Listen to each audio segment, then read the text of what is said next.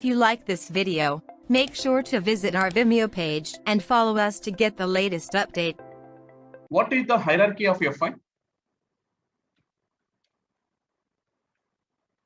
What is the hierarchy of finance?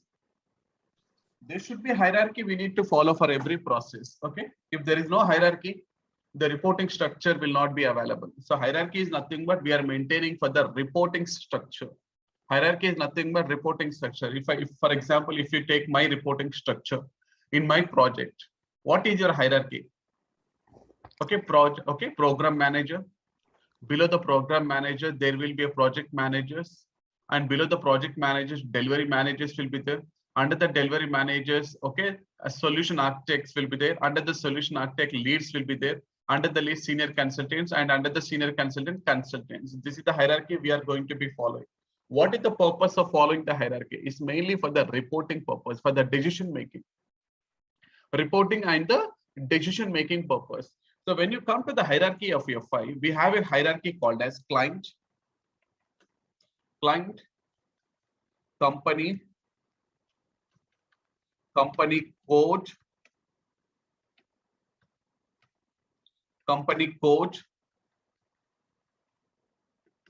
and last but not the least, we call it as the business area, or now we are going to be calling it as profit center.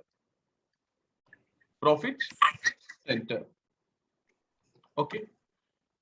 So normal, this is the hierarchy. We call it as the hierarchy of FI, finance hierarchical structure. Okay, client, company, okay, company code, and the business area.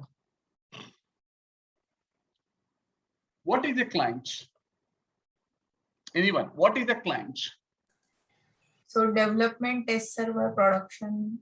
It's a box like. So you're calling the client as a box? Yeah. A client is called as a box. Okay, so I can call it as a development server. Example, I'm taking a development server.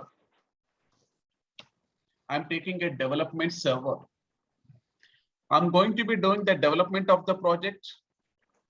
I'm going to do the configuration, and I'm going to development. I'm going to do some coding, and I'm reporting development. I'm going to be completing the configuration. I'm doing the testing and everything. So I completed my preparation of the business blueprint.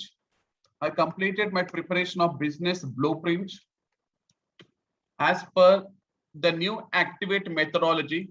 So we are following a methodology called as the activate methodology. I'm going to be using a methodology called as the activate methodology. It is a successor of ASAP methodology. Earlier in SAP ECC, we are using a methodology called as ASAP methodology, accelerated SAP methodology. Now the successor of ASAP methodology in SAP S4HANA, we are going to be using the called as activate methodology. In the activate methodology, when you come to the activate methodology, it has certain roadmaps. We have to follow the roadmap of activate methodology, which consists of different phases. Okay, very, very important. We are going to be following a different phases. How many phases are there in the activate methodology? The most important phases are going to be called as a discover.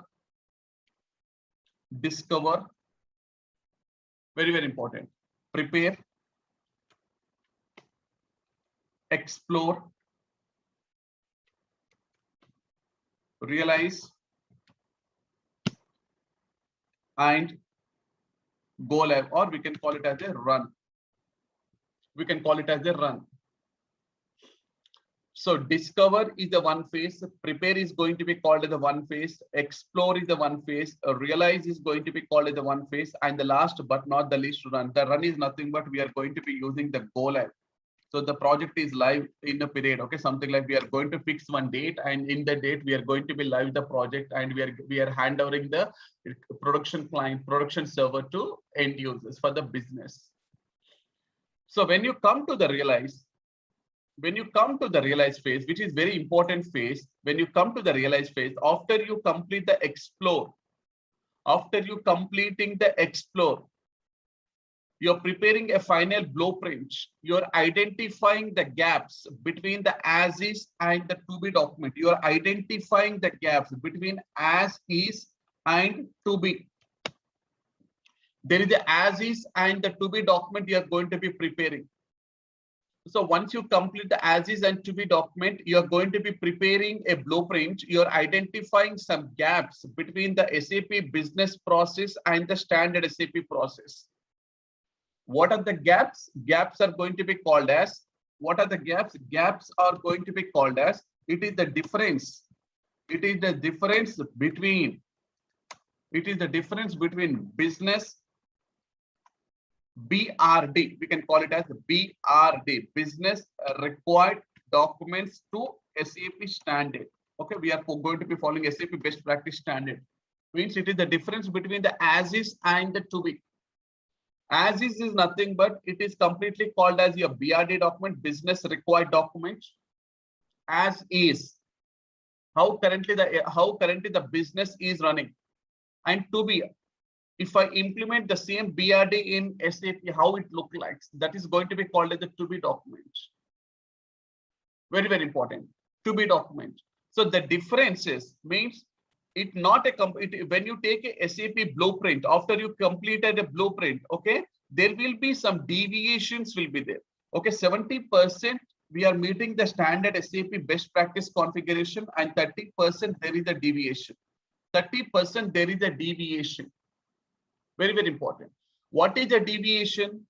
Means the 30%, whatever the data which is going to be called as, this is called as a gap. This is going to be called as a gap. A gap in a business process mapping to the standard SAP process. Gap, it is going to be called as a gaps.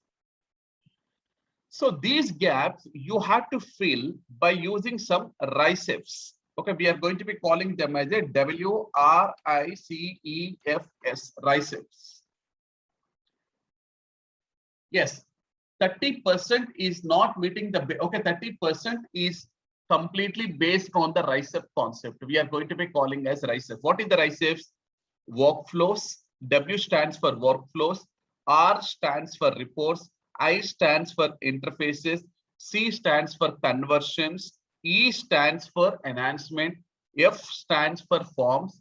And S stands for the standard forms. Okay. So these are going to be called as a RICEFs. Normally, what do you call RICEFs? Very, very important.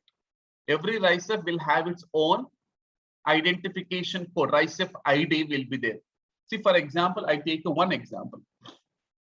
There is a called as a payment process. Outgoing payment process. You call it as an outgoing payment process.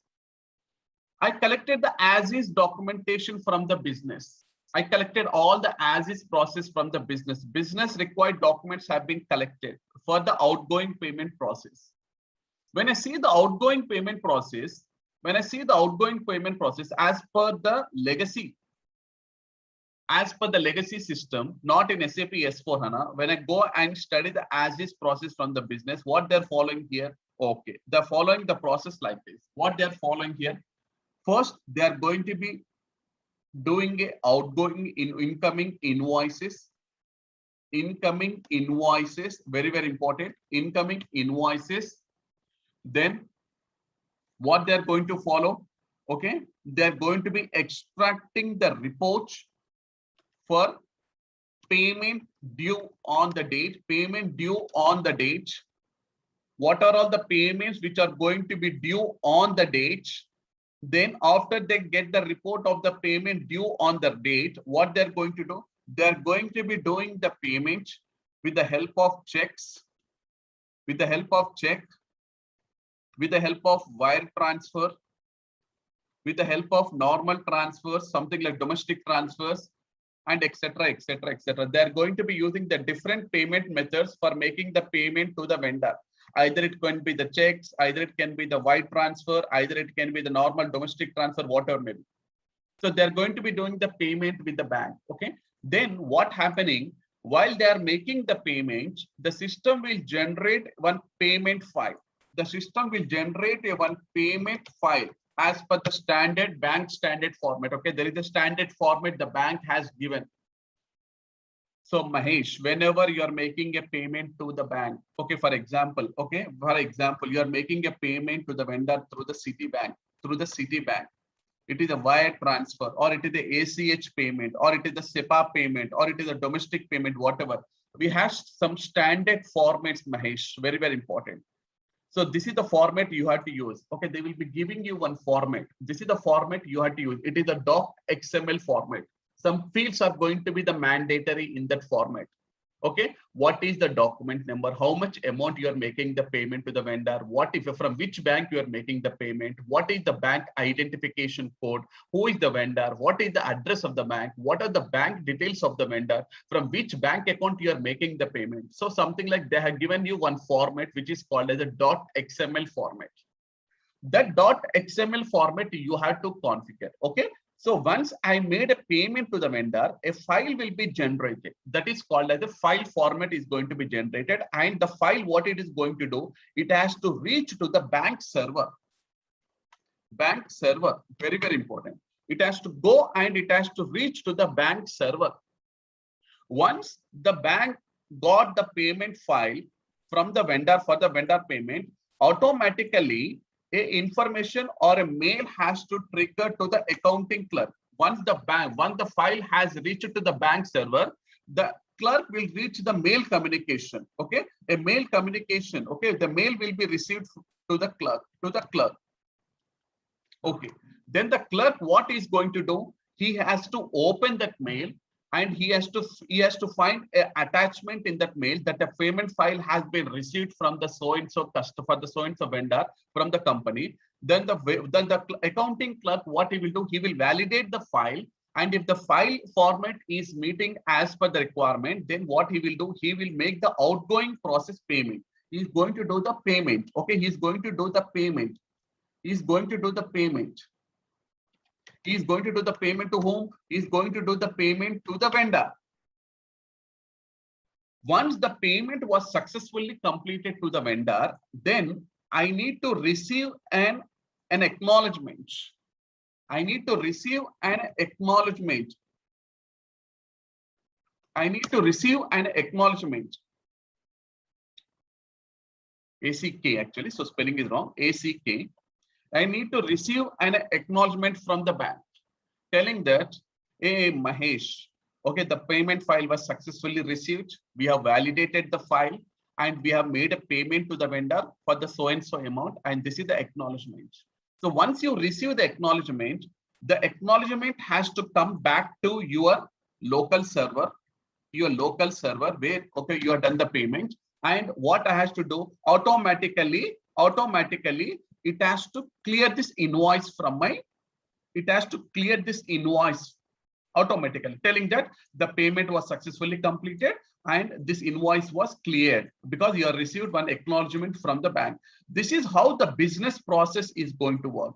This is how we have collected the data. This is how as is process. This is what exactly we call it as is process.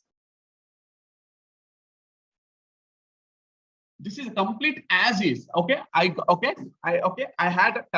collected I have gathered the requirement from the business and they have explained, Mahesh, this is the outgoing process. So you have to do the system configuration as per the as is process. Very, very important.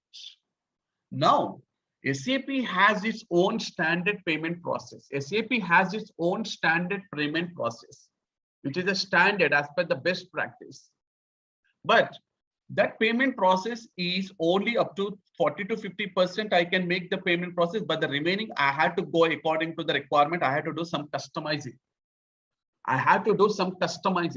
I can raise the invoice, I can get the report, I can make the payment, but the file payment, server, clerk, reporting back to the server with acknowledgement, that is not as per the standard SAP configuration. So I need to develop, I need to configure the system. I need to do some customizing, Mr. Mahesh.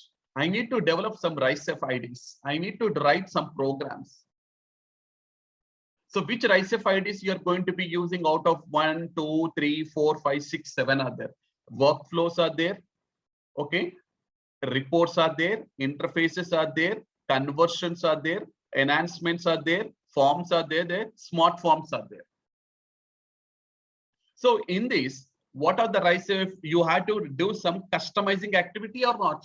Yes, I need to do some customizing activity. If I go and tell to the business, hey business, I have some SAP standard configurations, but as per the SAP standard configuration, I can't do this kind of payment process. Okay, your as is documentation is failed, so that we cannot develop this kind of payment process. So so you have to follow the SAP best practice. No, who are you to tell like that? You had to do that. You had to do the configuration. You had to develop some custom rights of objects and make sure that, okay, you are going to meet as per the business process. Development. You have to do some development activity.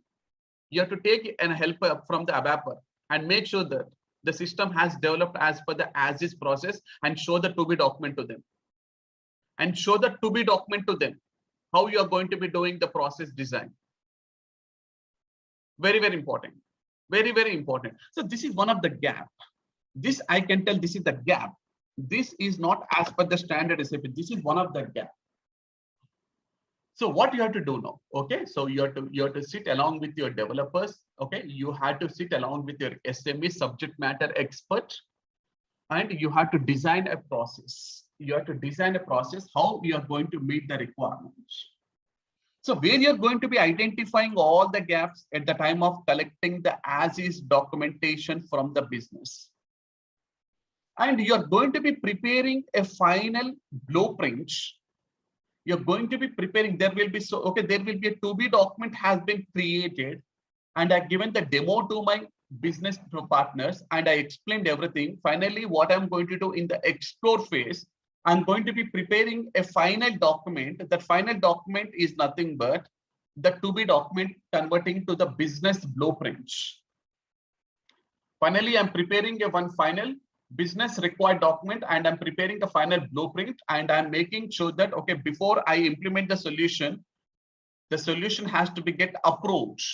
Then only I can start my, if any gaps, if anything understanding or something like, if anything, if I want to remove, or if anything, if I want to add in the kickoff meeting, so that I had to modify this gap analysis, and I had to prepare a final blueprint, and you have to freeze the blueprint so that I can start developing this activity.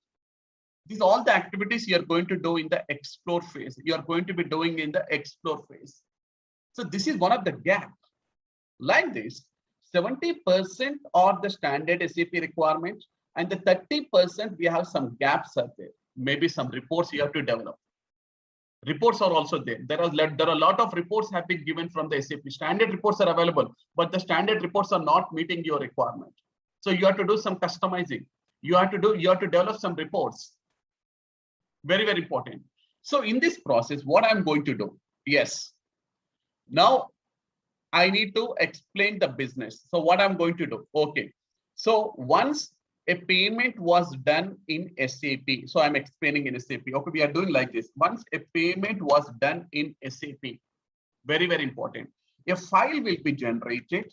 And so whatever the file you're talking from the Citibank, the same file we will do the configuration here in SAP. There is a tool called as a DMEE, Data Migration Engine. Okay, we can call it as there is a tool we are going to be using called as a DMEE tool. Very, very important, which is the .xml format tool, .xml format tool, which is going to be the city. We have received the format from the Citibank, and we have configured in SAP. Now, once a file, okay, once you're done an outgoing payment, yes, I made a payment with the help of a bank transfers or a wire transfers. So automatically a file will be generated, very, very important, and the file will go and sit in one folder. Okay, the file will go and sit in one folder in SAP.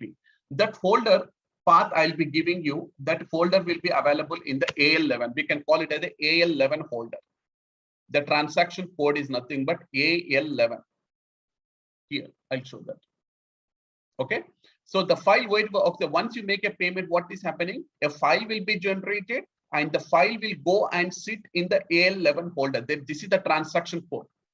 So from this AL11, when the file is available in this AL11 folder, what is my third party? Okay, there is a middleware system I'm going to be using. Middleware system. This is called as a middleware.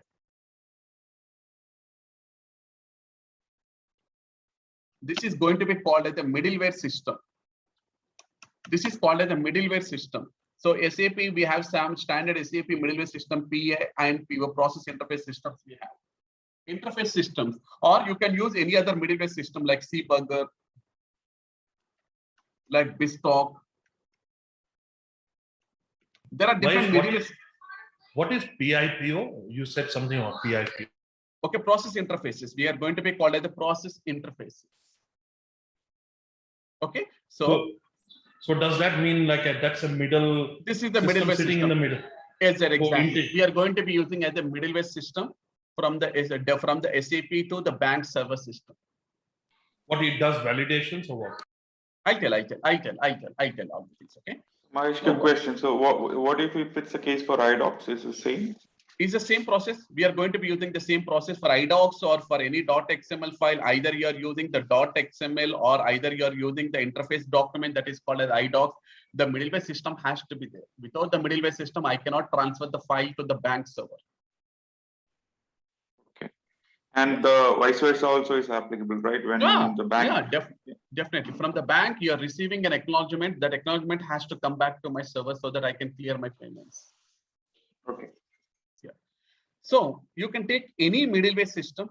There are a lot of middleware systems which are going to be available. And what we are going to do in the middleware system, whatever the file format you have generated, a file format you have generated, very, very important. The file is placed in where? The file will be placed in the A11 folder. Now, the middleware system, what they are going to do, they are going to do the stage mapping. We can call it as a mapping of fields. So what they are going to do, they are going to develop some mapping strategies in the middleware system, and whatever the fields you are going to be generating, those fields has to be get mapped in the middleware. Very, very important. Once the mapping was successful, there will be a call as the technical mapping. We can call it as the data staging. We can call it as the data staging. We can call it as the data staging will happen where? The data staging will be happened in the middleware system. A technical mapping is going to be done in the middleware system. And in the middleware system, the file is going to be validated. And once the file is successfully mapped, what I'm going to do, the middleware system will push that file. The middleware system will, and there are two types of interface capturing fields. One is going to be called as a time dependent, time dependent. Second one is going to be called as a file triggering. File triggering. A time dependent is nothing but, okay, every something like you can take, like for example, okay, for every 5 minutes, okay, a file will be get triggered from the A11. That is the file. I'm going to be putting some time. Time dependent. A file triggering is nothing but it is on ad hoc basis. It is an ad hoc basis. It's not a time-based requirement. It is going to be called as the ad hoc basis. What is the ad hoc basis? It does not depend upon the time. So whenever the file is available in the A-level folder, automatically the file will be pushed to the PIPO server or the Cburger server or a BizTalk. Okay. Now, once the file has been received from the A11 folder, there will be a technical mapping. There will be a data staging will be happened in the PIPO or BizTalk or the Cburger in the third-party interface system. And once the file mapping has been successfully completed, what the system will do, it will push that file. It will push that file to the bank server, through the outbound interface. This is called as the outbound interface. Very, very important, which is going to be called as the outbound interface. There are two types of interface. One is inbound. Another one is going to be called as an outbound. In this case, this is called as outbound. We are sending the file from the SAP to the bank server. We are not receiving the file from the bank server. So this is completely called as the outbound interface. So what is happening? The file will be pushed to the bank server. So once the file is available, an email notification has been sent to the bank clerk. Email notification will be sent to the bank clerk. So once an email has been received, the email notification, the bank clerk is going to open that email and is going to validate that file, very, very important. Once the file was successfully validated, then he is going to release the payment to the vendor. He is going to make the payment to the vendor. Once the payment was successfully completed, so we have to receive an acknowledgement. We have to receive an acknowledgement, and that acknowledgement is going to be called as an inbound. For me, it is going to be called as the inbound acknowledgement. So that acknowledgement will again map to the PIPO, and then the acknowledgement is going to be coming to my SAP server. And once I receive the acknowledgement in the SAP server, so that I can clear the payment I can go and clear the vendor clearing in my SAP server, so that the payment was successfully done. So I receive an acknowledgement from the bank, and after I receive the acknowledgement, what I can do, already you've done the payment. You're not going to do further payments. What you're going to do once you receive the acknowledgement, you're going to do the clearing. What clearing you're doing? You're doing the vendor clearing. Very, very important. Okay, I'm going to be doing the vendor clearing. I'm going to do the vendor clearing. This is very, very important. Again, you're not doing the payment. Already you made a payment. Your payment has successfully completed. So now you'll go and clear that vendor. So once you clear the vendor, so this is where exactly you're going to be ending with the payment process. So this is called as a to be. This is called as a to be. This is called as is. This is called as is. And this is called as a to be. This is how the to be. So we have explained, we have conducted some meetings actually. We have conducted some meetings which are called as a steering committee meetings, and the kickoff meetings will be conducted. So in the kickoff meeting, I'm going to be explaining to the business leads. I'm going to be explaining to the business leads, this is how we are going to be mapping in SAP. If any changes are there, tell me now, if any changes are there between the as is and to be. Okay, this is the right way, this is the right committee meeting, so that you can tell the changes, so that we can record the changes, and again we'll come out with the best solution, and again we can show the demo to you. So this is what exactly you have to complete the as is and the to be process with the business. So once the to be document was approached, this is one of the gap you're fulfilling now. This is one of the gap you're fulfilling now. So what you're going to do now, you have to start preparing the functional specs. You have to write preparing the functional specifications. FS, we can call it as a FS. And what is the RISEF ID for this?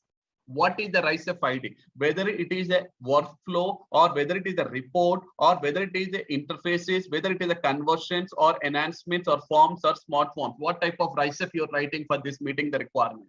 So you have to complete by writing one FS, which is called as the functional specs. And based on the functional specs, you have to explain the logic to the technical people. Technical people, they're going to be completing the technical specs, and these functional and the technical specs will be reviewed. And once it has got reviewed, what you're going to do? Finally, you're going to start developing the configuration. Finally, you're going to start the developing of the configuration. So your process has been phased out, and you're going to do that activity where? In the explore phase. This is all the activity you're going to be completing in the prepare phase. This is all the activity you're going to be completing in the prepare phase. Once you complete the activity in the prepare phase, I'm coming to the explore phase now. I'm coming to the explore phase. In the explore phase, what I need to do? I need to have a server. This is called as my server. Very, very important. I need to have a server with me. What server? SAP server. This server name, I'm going to be calling it as a development client or a development server. Development server. So in the development server, once you got a license from the SAP, there is a predefined, once again, very, very important. There will be a golden client will be given to you. The golden client is always going to be called as a 000 client, which is called as a golden client. This is called as a golden client. You will have a solution manager. Okay, I'll tell you what is solution manager. Don't worry. Okay, in the coming classes, I'll tell you first, I'll explain you the client and I'll go to the solution manager. Okay.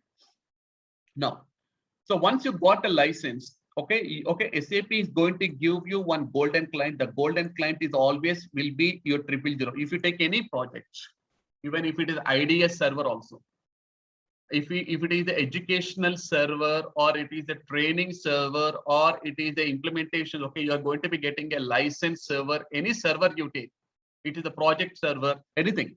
The golden client always will be 000 client. 000 or 000. Okay, so we can call it as a 000 client, golden client.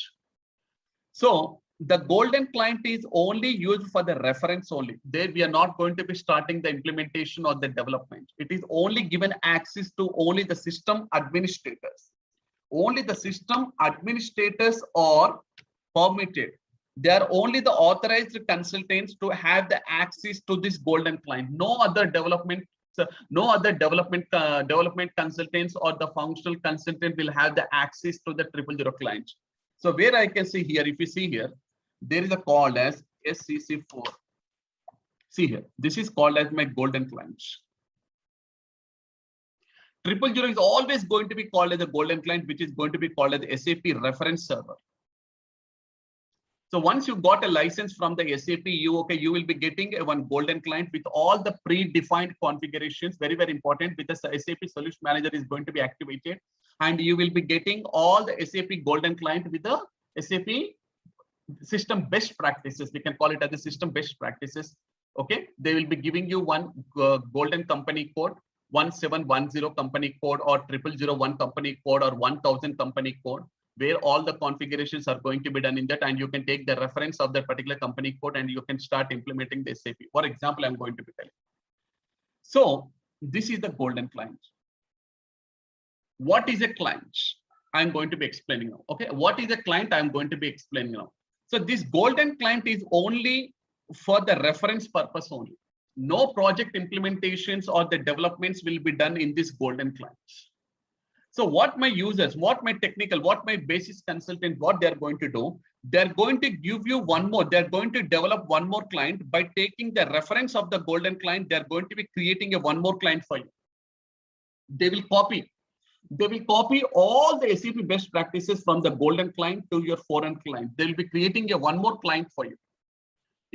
In this training, we are going to be using the 400 client. If you go to the real-time project, it is not compulsory that every project, in every project implementation, we are using the same 400 as for a client for the development. No, it can be anything. It can be any number, 100, 110, 200, 210, 500, 510, like this. It will be number. Okay, but here in this educational server, we are using the 400 as a user-defined client. What is the client called as? User-defined client. So what my basis consultants are going to do, they're going to be creating a one more client. They're going to do the copy client of the 000 to the 400, and they're going to be giving a new client to me. So that is what exactly that client, what we are going to be using for the development of the project. Like this, I want two different clients, Mr. Mahesh. One client with develop with 100 number, another client develop with 110, and I want one more client also, that is called as the 120 client. Please, in the same development server, Mahesh, in the same development server, please develop 3 different clients for me. Why? 100, I want to use it for the development purpose for the developers.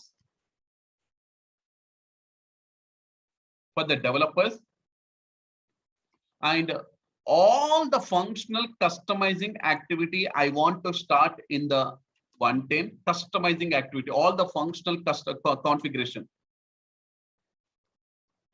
And why do you want one more client? Tell me why you're asking me to develop a one more client. This is for the unit testing, Mr. Mahesh. Unit testing. For unit testing, I want a separate server. I want a separate client. Sorry, for a unit testing, I want a separate. So in the same development server, see, in the same development system, there are totally 4 different clients are available. 4 different clients are available. One is called as the SAP Golden Client. And taking the reference of the SAP Golden Client, I have created 3 user-defined clients, 100, 110, and the 120. 100 is completely for the developers, for my technical consultants, for my technical consultants. Who are the technical consultants? ABAPers. For the workbench request. For the ABAPers, advanced business application programmers. They are going to be called as the programmers. They are not the functional consultants. They are not the functional consultants. They are purely called as the technical. They are the ABAPers. We can call them as the advanced business application programmer, technical consultants. So for the technical team, I'll be giving you the same, I'll be giving you the 100 as a development. So whenever you want to develop, whenever the ABAP, they're going to be logging. So what I have to do, this is my server, see here. This is my server. This is called my SAP logon pad. The version number is SAP logon pad is 7.0, 7.50. I'll tell you this, all the things when you're doing the practicals. This is my server. When I click on the log on, there is an option called as the logon. Here, you will not have the access to the 000 clients. No, you will not have the access. If I'm trying with my same user ID and password, okay, if I'm trying with my same user ID and password by giving the client number as a 000, very, very important. If I'm pressing enter,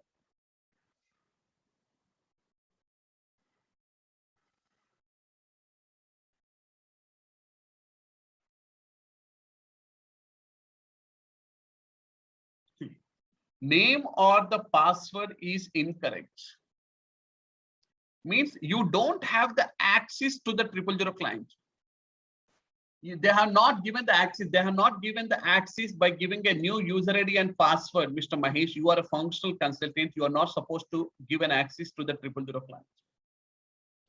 So what is my client for the development of the project? So your client number is the 400. Very, very important. I have given access to the 400 client. Your username, this is your username, and this is going to be a password. Initially, they will give you one password and you have to change the password. And this is your password. Now, I have given the client as a 400 now. Okay, press enter.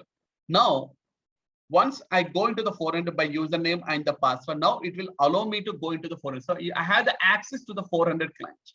So like this, for the developers, I will be giving you access in the 100 clients. For 110, I'll giving the access to all the functional people. And after you complete, then I'll be giving access to the 120 for the unit testing. So these three are going to be called as the user-defined clients. And which server you are doing all this activity in the same development server, very, very important, in the same development server. So development is mainly useful for the system configuration. You are going to be doing the system configuration and you are developing the project, you are developing the business requirement and you're configuring the system, which is called as your development server.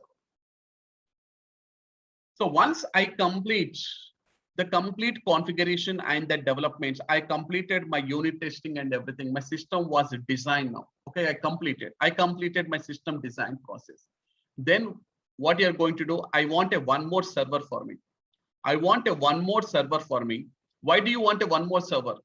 Because this is for the quality and assurance. This is for the quality and assurance. I want a one more server. See, not a one more client, one more server. I want a separate box.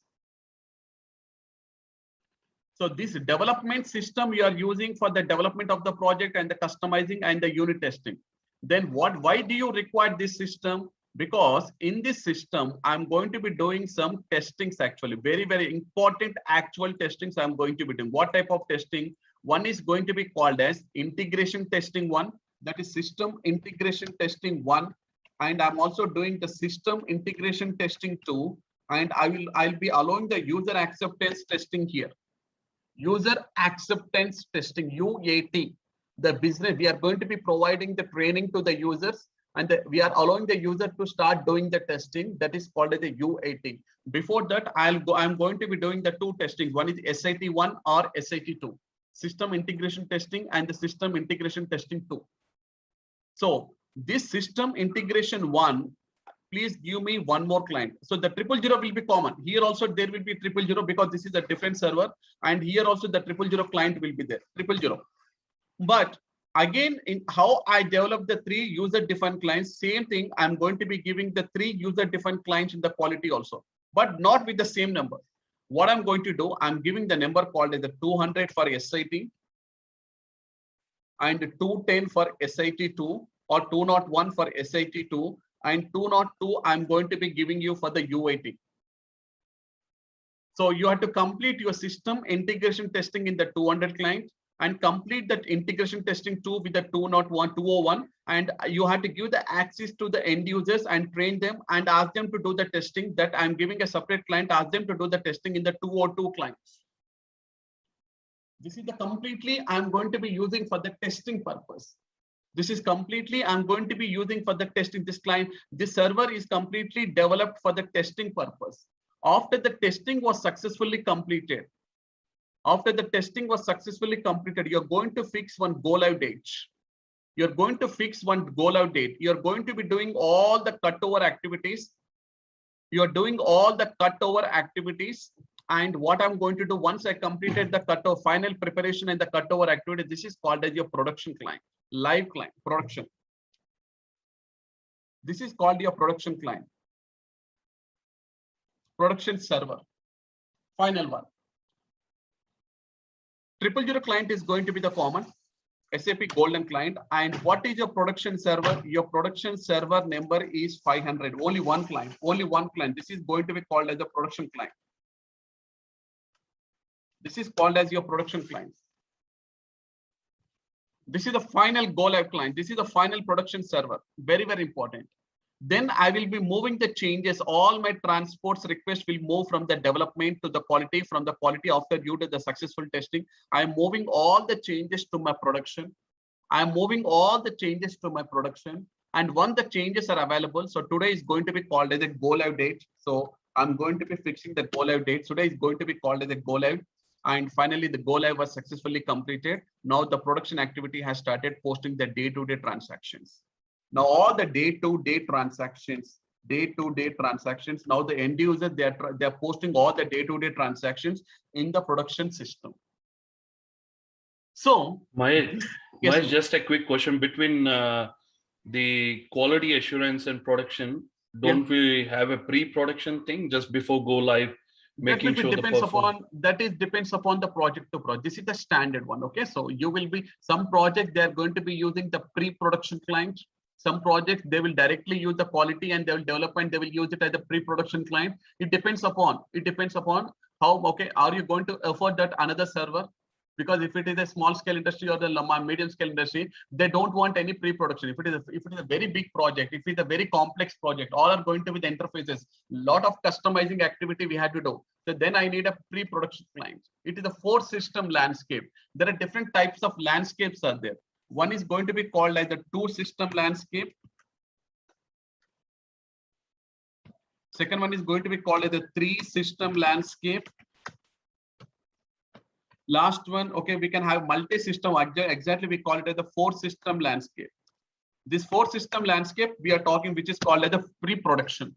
In the 4-system landscape, we will have a pre-production client. But if we are following the 3-system landscape, I don't want the pre-production client. One client, one server, one system I want for the development, one system I want for the quality, and one system I want for the production. It depends upon, okay, whether what type of landscape you want to develop. That is what exactly, it depends upon the requirement to the requirement. Okay. So this is called as a landscape. This is called as the system landscape. System. We call it as a system landscape. And for every server, there will be a server name will be given. For example, if it is a development server means, okay, for example, I'm going to, my client is a Nike. Nike is nothing but my client, or something like I can take something called as AT&T. I'm going to be taking called as a General Motors, who are maybe, okay. So my client, EAD, okay, something like if it is a Nike means I will give my system name as EAD1. If it is a quality means N always stands, N always stands as the Nike, NEQ. If it is a production client means, okay, NEP. Like these are the system names actually. NED is nothing but your development system. NEQ is nothing but your quality system. NEP is nothing but my production. So if I come here, S4H is nothing but my system name. S4H is nothing but my system name. Very, very important. A system ID, we call it as a system ID. So for all the systems, I'm giving a separate name, NED, NEQ, and NEP. NED is called as a development, NEQ is going to be called as a quality and assurance, and NEP is nothing but my production client. So what is called as the system landscape? Why do you call it as a system landscape? Anybody?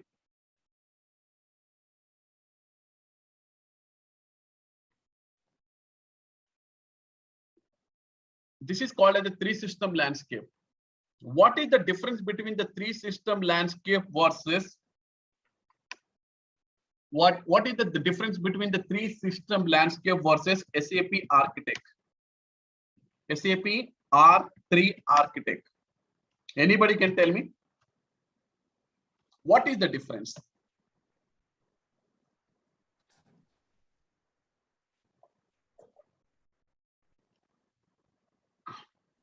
At least tell me the definition of system landscape now. Anybody in the class? System landscape is like how many servers you have for a project, like development, QA, test, and production. So that is external servers. But in R3 architecture is like in one server. What is architecture? Architecture. Okay, that is good. That is a part. Some part you are very good. But Mahesh, can you have a two different landscape? One could be the project, and one could be the BAU landscape. No, in the they same. will be different. Yes, definitely 100%. 100%. There will be different landscapes will be there. So for the production, if you go to the production, okay, there will be some other third-party systems you are also going to be using, something called as a Vortex. Okay, in US we will use the tax purpose. Okay, Vortex we are going to be using for the tax. VERTEX. Vortex. Okay, we are going to be using the Vortex for the taxation, and also we are going to be using called as another Oracle system we are going to be using Oracle system. Okay, this Oracle system we are going to be using for the income tax reporting purpose. And also I'm going to be using some other systems, okay, like some cloud applications are there. So for example, I'm going to be using called as a Salesforce. Okay, I'm going to be using the Salesforce, one cloud application component like this. These all the integration, these all are going to be integrated to your production. These all are integrated to your production. This is the complete complete architect what I'm going to be using. So what is the landscape? Landscape is nothing but, yes, you have a development system, you have a production system, you can have a quality system. Okay, now I'll be putting three important things. Now you have to tell me now. Dev, production. It is the process how the transfers are moving between Exactly. the systems. Quality. Production, dev, quality. Quality, production, dev. It's dev, quality, and production. What is the first one? Which one is the correct one here? Dev, quality, and production. So fourth one should be there. Development, then QA, then product. There should be one more called as the dev, quality, and production. So these three are wrong. These three are wrong. This is not the landscape what you had to use. So what is the system landscape? A system landscape is nothing but it is a systematic arrangement of servers. Very, very important. It is a systematic arrangement of the servers for the project implementation is called as a system landscape. So first it should be the development server, then it should be the quality server, and then it should be the production server. If you are going to be using the 4 system landscape, there will be a one more box will be there. There will be a one more box will be there. This is called as a pre-prod. We can call it as a pre-production. Pre-prod, pre-production. There will be one more server will be there. This is called as a pre-prod. So development, quality and assurance, pre-prod, and the production. If it is a 2 system landscape means now nobody using the 2 system landscape. The development it will be the development and quality will be the separate of one server, and the production will be the one server. All the activities they are completing, the development and the quality testing they are going to do in one server, and finally they will have only one more client called as the production system. So what is the landscape? A landscape is a process of systematic arrangement of the servers for the project implementation is called as the landscape. And what is the SAP R3 architecture? SAP R3 architecture is nothing but very, very important. It is going to be called as a 3-layer architecture. We can call it as a 3-layer architecture. In every server, very, very important. If you take any server, there will be a 3 layers will be available. One is going to be called as a presentation layer. Second one is going to be called as a application layer. And the third one is going to be called as your database. Okay, your database. So this is called as a 3-layer architecture. We can call it as the R3 architecture, real-time 3-layer architecture. Now, in every system, not only in the development, you can find the same 3-layer architecture in the pre-prod, quality, and in the development, in the final production system. This is the landscape what we are going to be using for the project implementation. Who is going to build this landscape? Who is going to build this landscape? System administrators who are going to be called as, in our project, what they are going to be called a basis. Very good. System administrators, they are going to be called as a basis consultants. They will be calling as a basis consultants. Very, very important. These people are going to be called as a system administrator. If anything goes wrong, the troubleshooting will be done by the basis consultants. They're called as a system administrators, system engineers. If you fail, okay, something like, okay, you're working in a real time, your laptop has got failed, something like your laptop is not working. So where you will take the laptop? You will take this laptop to your system technical administrator. Okay, they will going to fix the laptop issue, the problem, and they're going to resend your laptop back to you. Same thing. So they're going to monitoring all the systems, and they will transport the data from the development to quality, and they're making you ready for the go live. So clients, in the architect, when you call it as a client, when you call the architect, when you call it as a client, what is the client now? You the definition of the client. Development client is there, customizing client is there, 120 unit testing client, or these all are going to be called as the clients. I'm not calling them as the servers. In one server, there will be a multiple clients will be there. So client is a nothing but, very, very important. A client is a nothing but, it is the smallest organizational unit which represents a close monitoring of project implementation is called as a client. A client is a smallest organizational unit which represents a close monitoring of project development is called as a client. If I don't have the client, are you going to implement the project? No. If I don't have the client, if you don't have the client, if you're not able to give the client, what is the client here? My client number is a 400. My client is called as a 400, and this server name, what is the server? S4H. S4H is nothing but my development server, not a quality, not a production. This is called as my S4 server. A server name, just like I told that my server name, I given the 3 different server name. Development server name is the NED, quality is the NEQ, and the production is going to be called as the NEP. So what is my server name here? My server name is S4H. And which client you're logging, Mr. Mahesh? My client is going to be called as a 400 is called as my client, which is a close monitoring for the project development is called as a client. I log into the client called as the 400. Who has logged in? Mr. Mahesh. What is your username? S20 user 09. What transaction you are using here? This is the transaction I'm going to be session underscore manager. I'm going to be using the transaction. So you're going to be start developing the project in a client. You're going to be the technical people will start developing the project in the 100 client, and all the functional people you have to start doing the system configuration in the 110. And once you complete, do the unit testing in the 120 client. But the server is going to be the same. There will be 2 dependencies. Okay, there will be 2 things we need to understand here. One is going to be called as client dependent, client independent. In the same development, client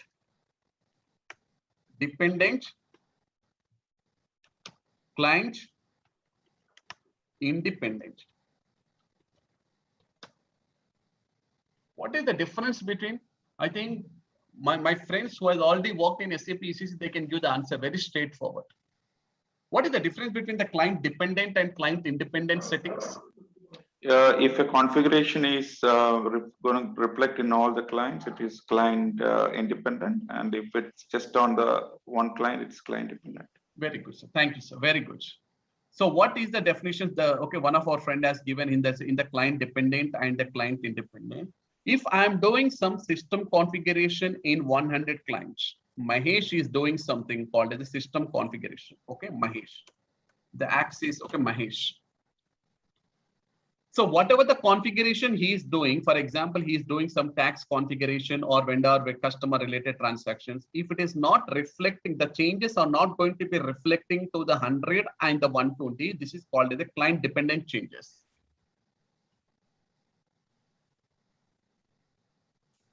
If they are reflecting, they are going to be called as a client independent. So you have to be very cautious. We have to be very cautious. The system will give the warning. Don't worry. The system will give you a warning with a pop-up box telling that you are doing a client dependent settings or a client independent settings. So you have to decide whether they want to be as available. So there are two things are there. So make sure that the client dependent and the client independent settings are very, very important. If the client independents are nothing, but it is going to be reflecting in all the three clients, whatever the changes you are going to be making. It is a dependent means it is only dependent to your 110 server. So what is happening now? You have a client and you are going to be doing the system configuration. Example I given as the handbook 00, which is called as the 000 client. Then once your system is ready, once your client settings are going to be ready, then where you are going to be coming? Yes, the next one we are going to be calling it as a company. Company. There is one more name also there for the company. What is the name of the company?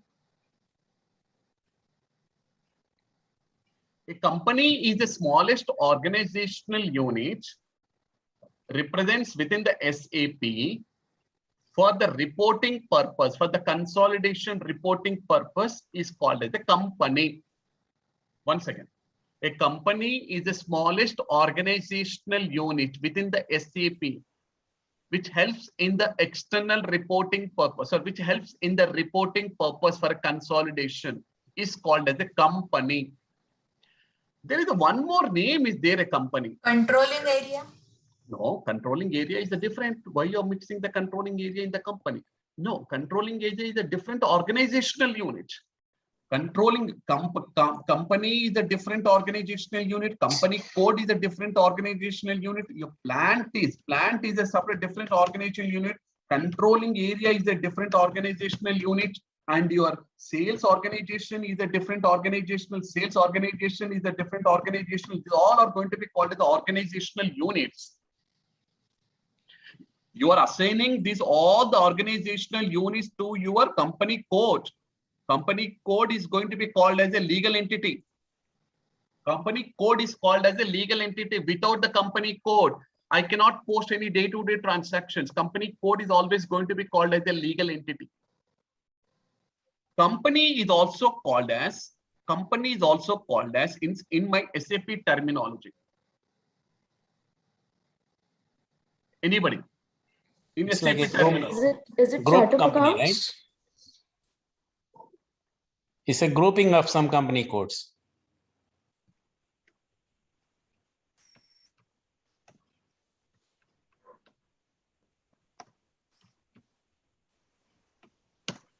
Internal trading partner. Company is also called as internal trading partner. The word itself is telling that internal trading partner. What is the meaning of internal trading partner? For example, I have one company. The company name is going to be called as Nike. Okay, example, I'm just taking one company, Nike peripherals. So Nike is nothing but my customer. Okay, so he's my client. Okay, so Nike peripherals is nothing but my company. I have 4 different company codes are there. 4 different company codes. Okay, I'm doing my operations in US. I want a one company code in US 10. I want a one company code in Great Britain. Okay, GB 10.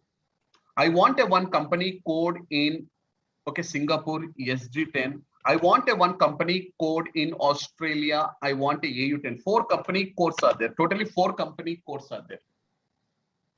All these 4 company codes belongs to the same company. So I'm assigning the company codes to all the same company here. All the 4 company codes belongs to the same company. So I'm calling these 4 company codes are going to be called as the legal entities. What you're going to be calling? You are calling them as the legal entities. Very, very important for the external reporting purpose. But my company is always going to be called as an internal trading partner. Why you are going to be called as internal trading partner? Why? Because this is mainly useful for consolidation. This is mainly useful for consolidation. You can also extract a report at a company level. You can also get a report at a company level, but this is mainly useful for only for internal reporting purpose only. So my company is going to be called as the internal trading purpose. Why? Because there are 4 company codes that have been assigned to the same company. So if you find any cross company code transaction, there will be a cross company code transaction between one company code to another company code. There will be a cross company code transactions like this. One company code to another company code. But all these cross company code transactions are going to be happened between the same company codes, which are assigned to the same company, not to the different company. Very, very important. When you have a multiple company codes, when there is a cross company code transactions are happening between one company code to another company code, where all these 4 company codes belongs to the same company, then my company is called as internal trading partner. What do you call it as? Internal trading partner. Very, very important definition. This is very, very important definition. That is the reason I call my company is always going to be called as internal. What do you mean by internal? Which is mainly useful for consolidation. Very, very important. Which is mainly useful for consolidation reporting purpose, where I can get a report at a company code level, or you can get a consolidation report at a company level. There will be a currency which I'm going to be assigning at a company level. So you will get a company currency level, and that mainly useful for consolidation. But how do you get a consolidation? When you're assigning the company code to the company. If you're not going to be assigning the company code to the company, then I cannot call my company as internal trading partner. No. No. So why do you call your company as internal trading partner? Because I call my company as an internal trading partner if a company codes are assigned to a company, when there are any cross company code transactions are happening within the company, then my company is always going to be called as my internal trading partner. Okay, 1 minute, I'll show here. Also 1 minute.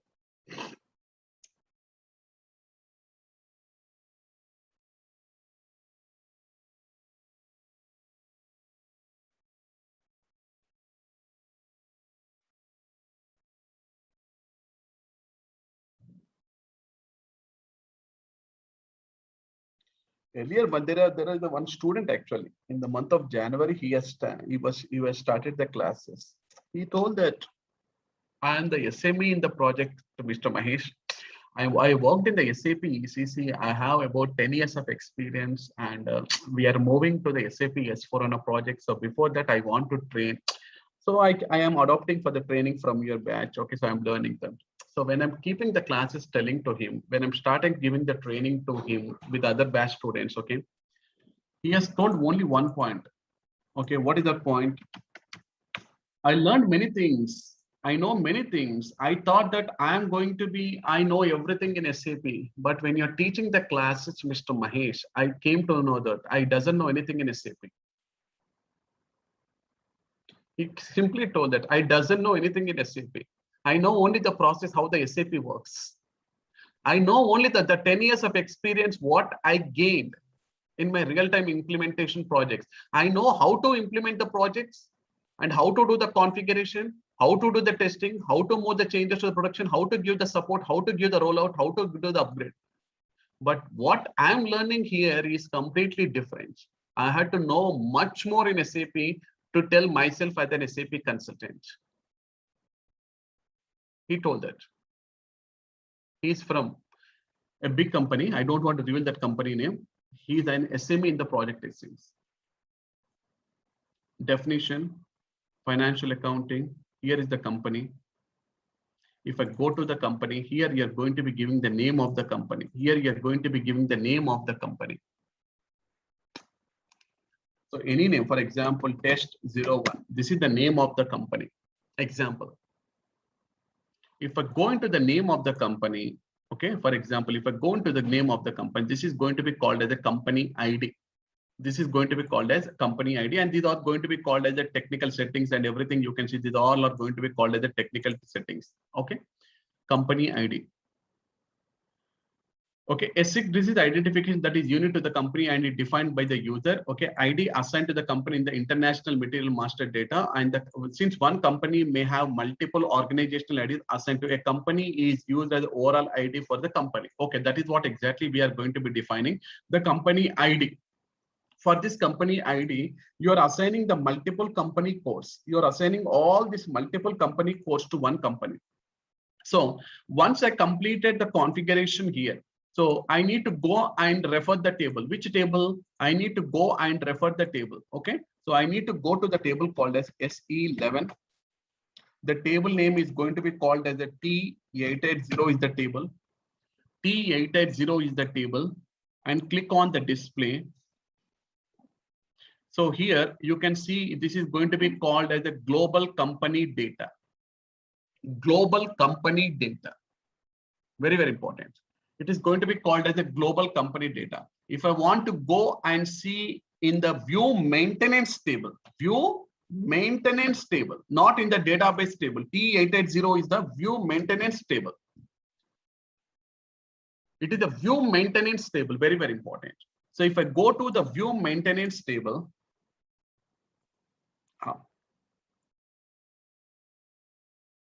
if I go into the view maintenance table, this is called as the internal trading partner. You can see internal trading partner. What is the company is called as internal trading partner. So what is the table we are okay? Once I completed the configuring the company name and company details, which table it is going to be triggering? The table is going to be called as a T880. T880 is going to be called as a database table.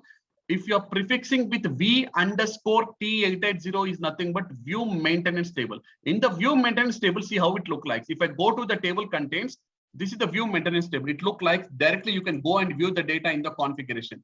But if you are going directly to the database table, not with the view maintenance table, then you are going to be reaching to the database, not to the application. View maintenance table always take you to the application. View maintenance table always take you to the application. This is what exactly I'm telling. Just remove this. You have R3 architecture. This is the R3 architecture. Okay. In the architecture presentation, and you have application, and you have a database. Data will be stored in the database or not? Data always will be stored. Okay, this is what exactly presentation, application, and the database. Finally, where the data will be stored? The data will be stored in the database. So once I completed the configuring of the company application, from the application, where the data will be stored? The data will be stored in a table called as a T880. This is called as a table, database table. But what I'm looking for the table called as in the application, the table is going to be called as a view maintenance table, V underscore T880 at the application level. So there is a lot of differences there between the database table and the view maintenance table. This is called as a view maintenance table. You can see maintenance table. If you want to go for the content of the table, if you want to go for the contents of the table, directly it will take you to the view table. Directly it will take you to the view table of the configuration. But now, if I want to get the data from the underlying database table, then you have to remove the prefix with V underscore. Don't go for the view underscore. Just type only the T880. Select the database table. Earlier I selected the view table. Now I'm selecting the database table. Last class I told about the data type. Okay, structures. You can see the structures here. Yesterday I shown about the structure. This is the structure table. Okay, now I'm going to the database table, T880. Now if I click on the display, so this is called as a global company data for K inverse for the ledger. I'll tell you what is the new enhancement in SAP S4HANA. I'll tell you this. Now, if I go to the same table content, it will not take me to the view. It will go to the database. See here. It will go to the database and it will ask me to give the contents here. Very, very important. This is the database table. This is the database. Now, if I click on it, I will see all the data here. See, I can see the data which is going to be stored in the database table. There are so many companies are there. There are totally 91 companies are there. You can see there are totally 91 companies are there. I can see all the data. This is called as a database table. And this is called as a view maintenance table. If I go here, this is called as view maintenance table. In the view maintenance table, it will directly take me to the view maintenance. See here, there are 91 companies you are defined. This is the view maintenance. So in the view maintenance, you can directly see this. This is called as an internal trading partners. Any doubts in the today's session? Mahesh, where can we see the the linkage of the company, the US 10, GB 10, those ones to the main company. We are only in the company only, sir. We are discussing only in the company. So when you come to the architecture, you will be discussing. So because first I need to explain the theoretically, then I need to go into the practical. Just whatever the practicals I'm showing, just make you to understand. These are not the practicals. These are not the practicals. I'm making you understand why I'm going to be calling internal trading. But we have to start the configuration. I not yet started the configuration. I need to start the configuration from SPRO and where you are going to jump, whatever the question you are asking, where you are going to be assigning the company codes and assignment of the company codes. If I go to the assignment here, I can see the company codes to the company assignment. So this all comes as a part of practicals where you're going to be starting from the next class. This is the theoretical classes only. These are all going to be called as the theoretical classes, not the practicals. Thank you for attending the session. I hope you all enjoyed it. Don't forget to visit our Vimeo page and follow for more upcoming videos.